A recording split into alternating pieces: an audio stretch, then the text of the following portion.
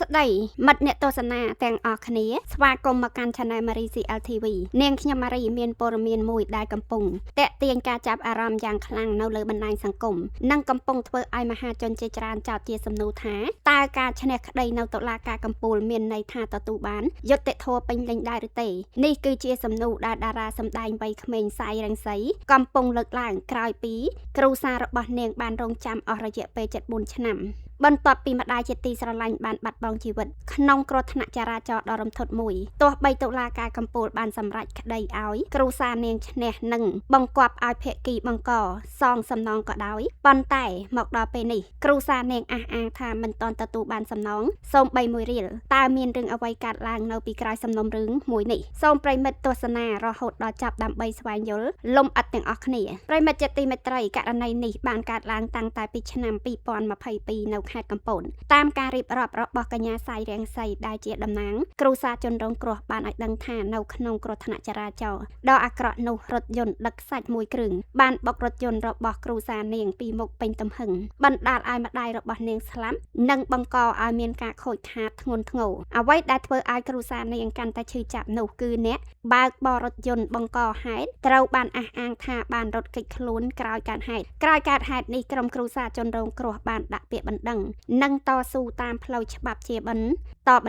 សំណុំរឿងនេះបានឆ្លងកាត់ការជំនុំជម្រះជាច្រើនដំណាក់កាលរហូតឡើងដល់តុលាការកំពូលទីបំផុតតុលាការកំពូលបានសម្រេចឲ្យភាគីគ្រូសាជនរងគ្រោះឈ្នះក្តីនិងបង្គាប់ឲ្យភាគីបង្កហេតុដែលត្រូវបានគេស្គាល់ថាជាម្ចាស់ដេប៉ូខ្សាច់និងជាម្ចាស់រថយន្តបង្កហេតុបង់សំណងជូនគ្រូសាជនរងគ្រោះប៉ុន្តែទោះបីមានសាលដីកាស្ថាពរពីតុលាការកំពូលរួចហើយក៏ដោយក៏ការអនុវត្តសាលដីកានោះហាក់នៅជួបបញ្ហាប្រឈមជាច្រើនសាយរាំងសីបានបង្ហោះសារជាបន្តបន្ទាប់នៅលើបណ្ដាញសង្គមដោយបង្ហាញពីការខកចិត្តនិងការអស់សង្ឃឹមរបស់គ្រូសានាងបានអះអាងថារយៈពេល74ឆ្នាំមកនេះគ្រូសានាងមិនទាន់ទទួលបានសំណងអ្វីទាំងអស់នាងបានលើកឡើងថាភាគីដែលតុលាការបង្គាប់ឲ្យសងសំណងនៅតែបន្តធ្វើអាជីវកម្មមានជីវភាពធម្មតាមានការផ្លាស់ប្ដូររថយន្តនិងការរស់នៅដែលមើលទៅមិនមានបញ្ហាហិរញ្ញវត្ថុឡើយប៉ុន្តែនៅពេលដល់អនុវត្តសាលដីកាគេបែរជាអះអាងថាមិនមានទ្រព្យសម្បត្តិគ្រប់គ្រាន់សម្រាប់សង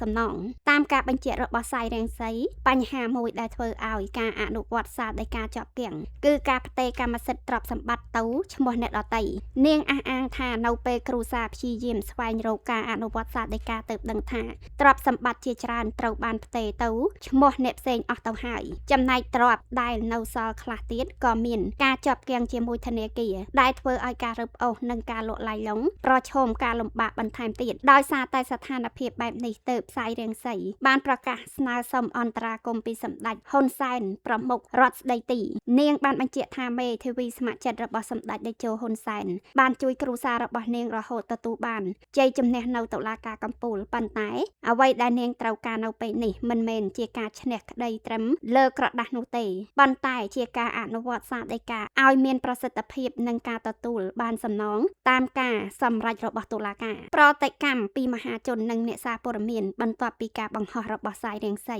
បានផ្សព្វផ្សាយនៅលើបណ្ដាញសង្គមមហាជនជាច្រើនបានចូលរួមបញ្ចេញមតិនិងសម្ដែងការអាណិតអាសូរជាពិសេសអ្នកសារព័ត៌មានអនឡាញលោកផាញ់វណ្ណៈបានចេញមុខលើកឡើងថាអាជ្ញាធរគួរតែស្រាវជ្រាវឲ្យបានច្បាស់លាស់ចំពោះទ្រព្យសម្បត្តិដែលអាចត្រូវបានផ្ទេរកម្មសិទ្ធិក្រោយពេលកើតហេតុលោកបានស្នើថាប្រសិនបើមានភស្តុតាងបញ្ជាក់ថាទ្រព្យសម្បត្តិទាំងនោះត្រូវផ្ទេរចេញក្នុងគោលបំណងកិច្ចវេះឬការទទួលខុសត្រូវអាជ្ញាធរគូស្នើទៅតុលាការដើម្បីពិនិត្យនិងចាត់វិធានការតាមផ្លូវច្បាប់ទន្ទឹមនឹងនេះដែរឧត្តមសេនីយ៍តូហ៊ុនគឹមជាតិក៏បានបង្ហាញការយល់ចិត្តចំពោះការឈឺចាប់របស់គ្រូសាជនរងគ្រោះនិងបានលើកឡើងពីការយឺតយ៉ាវក្នុងការអនុវត្តនីតិវិធី